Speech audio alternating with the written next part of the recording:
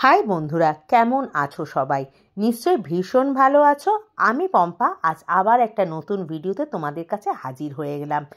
আমরাও কিন্তু সবাই খুব ভালো আছি। আগের একটা ছোট ভিডিওতে তোমাদের সঙ্গে শেয়ার করেছিলাম সপরিবারে আমরা দীঘা ঘুরতে যাচ্ছি। হ্যাঁ, মাত্র হাতে দুদিনের ছুটি।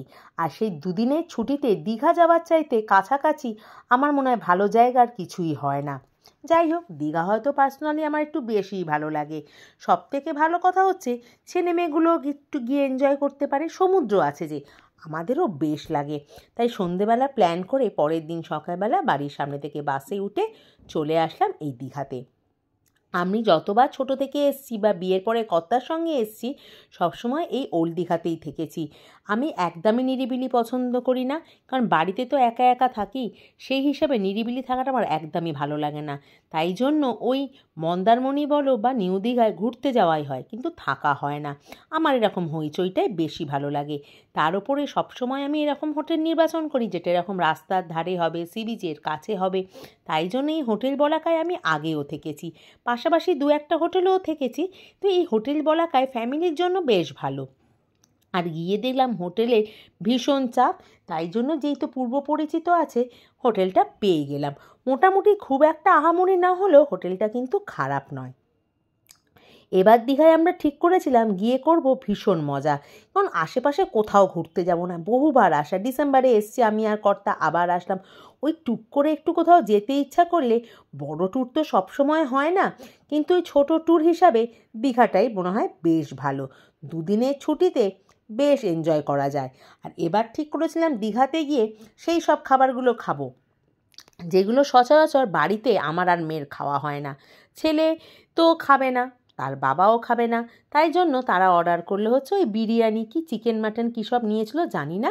আর আমার জন্য ছিল একটা থালি, আর মেয়ের জন্য আলাকাটে ভাত, আর এই হচ্ছে শোস্টপার কাঁকড়া, যেটা আমার বাড়িতে 5 বছরও একবার রান্না হয় না। কর্তা পছন্দ করে না, অ্যালার্জি আছে কিনা আমি জানি না। মার কাছে গেলে মাঝে মধ্যে খাওয়া হয়, আর আমাদের ওদিকে বাজারে খুব একটা এটা পাওয়াও যায় না। আর আমার আর মেয়ের ভীষণ পছন্দ এই কাঁকড়া খাওয়া।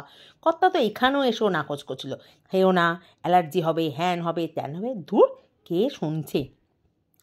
যেহেতু হোটেলটাও আগে থেকে একটু পরিচিতি ছিল, তাই জন্য তাদেরকে বললাম, ভাই একটু ঝাল ঝাল করে বানিও তো। ঝাল আমি আর মেয়ে দুজনেই খাই, মেয়ে তো আমার থেকে আরও বেশি ঝাল খায়। আর এই সব খাবার একটু ঝাল না খেলে হয় বলুন তো? কর্তা ছেলে কিছুতেই খেতে চাইলো না, খেলো না। ওরা ওদের মতন খেলো, আমরা আমাদের মতন বেশ কষিয়ে মাজিয়ে একদম সময় নিয়ে নিয়ে খেতে শুরু করলাম। কাঁকড়া বলে কথা ভাই, একটু তো সময় লাগবেই।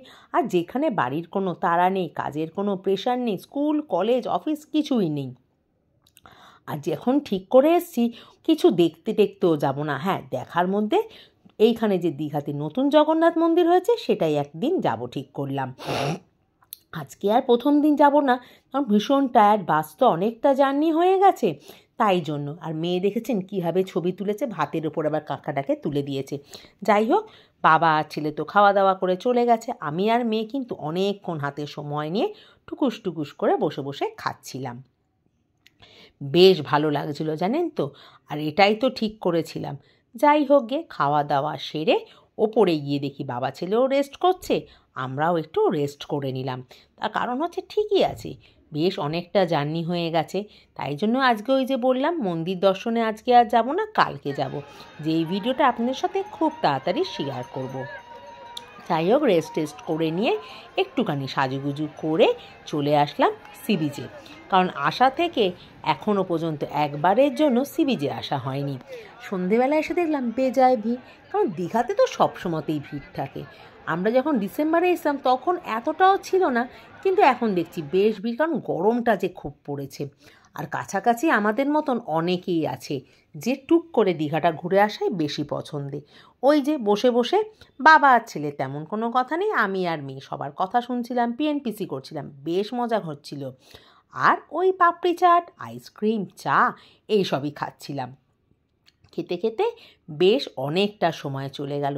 দেখুন, রাত্রির অন্ধকার ও সমুদ্রের ঢেউটা ততটাভাবে আমার ক্যামেরায় ধরা না পড়লেও, মানে ফোনের ক্যামেরাতে, কিন্তু বেশ ভালো লাগছিল, তাই না? এটাই তো হচ্ছে দীঘার মজা, জলে পা ভেজাই বা না ভেজাই। এটা দেখতেই খুব ভালো লাগে। রাত্রে অর্ডার করা হলো বাবা আর ছেলের জন্য রুটি আর বাটার পনির, আর আমার আর মেয়ের জন্য মিক্স চাউমিন। আমার আর মেয়ের উল্টোপাল্টা খাবার খেতেই বেশি পছন্দ। তারপর আইসক্রিম খেয়ে নিলাম, গিয়ে একটা জমিয়ে ঘুম দিলাম মুভি দেখতে দেখতে। তাহলে পরের ভিডিও আসা পর্যন্ত একটু অপেক্ষা করুন, কেমন? টাটা।